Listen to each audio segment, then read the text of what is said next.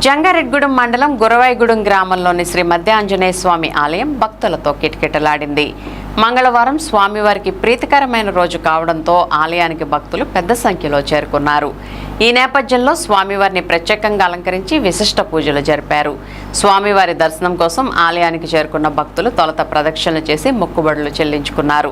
అనంతరం స్వామివారిని దర్శించుకుని తీర్థ ప్రసాదాలు అదేవిధంగా అన్న ప్రసాదాన్ని స్వీకరించారు. భక్తులకు ఎటువంటి ఇబ్బంది తలెత్తకుండా ఆలయ కార్యనిర్వహణాధికారిని ఆర్వి చందన ఏర్పాట్లను పర్యవేక్షించారు. ఈ సందర్భంగా ఆలయ అర్చకులు వేదాంతం రంగప్రసాద్ ఆచార్యులు మాట్లాడుతూ మధ్య ఆంజనేయ స్వామి విశిష్టతను వివరించారు. ఎంతో మహిమ కలిగిన మధ్య ఆంజనేయ స్వామిని ప్రతి ఒక్కరూ దర్శించుకుని తీర్థ ప్రసాదాలు స్వీకరించాలని కోరారు.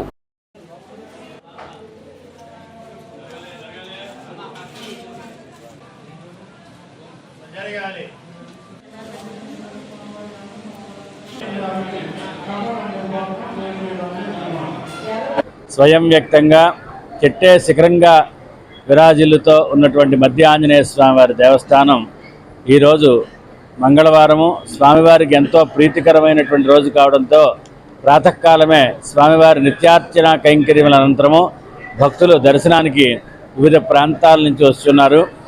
గర్భాలయ దర్శనము అదే రకంగా ఉచిత దర్శనము స్వామివారికి భక్తులకు అందుబాటులో ఉన్నది. ఈ స్వామివారి క్షేత్రంలో వైఖాన సాగమ శాస్త్రబద్ధంగా నిత్య కైంకర్యములన్నీ కూడా జరుగుతున్నాయి. ఈరోజు ఉదయం నుంచి కూడా వివిధ ప్రాంతాల నుంచి భక్తులందరూ కూడా వచ్చి స్వామిని దర్శనం చేసుకుంటున్నారు. భక్తులకి ఏ రకమైనటువంటి ఇబ్బంది కలగకుండా కార్యనిర్వహణాధికారి అయినటువంటి ఆర్వి చందన్ గారి పర్యవేక్షణలో సిబ్బంది కృషితో స్వామివారి కైంకర్యములు అదే రకంగా భక్తులకు ఏ రకమైనటువంటి ఇబ్బంది కలగకుండా మజ్జిగ చలివేంద్రం ఏర్పాటు చేయడం జరిగింది. అన్నదాన సత్రంలో అన్నదాన కార్యక్రమాన్ని ప్రారంభించడం జరిగింది. భక్తులు స్వామిని దర్శనం చేసుకుని అన్నదానం స్వీకరించి స్వామివారి కృపకి పాత్రలు కావాల్సిందిగా కోరుతున్నారు.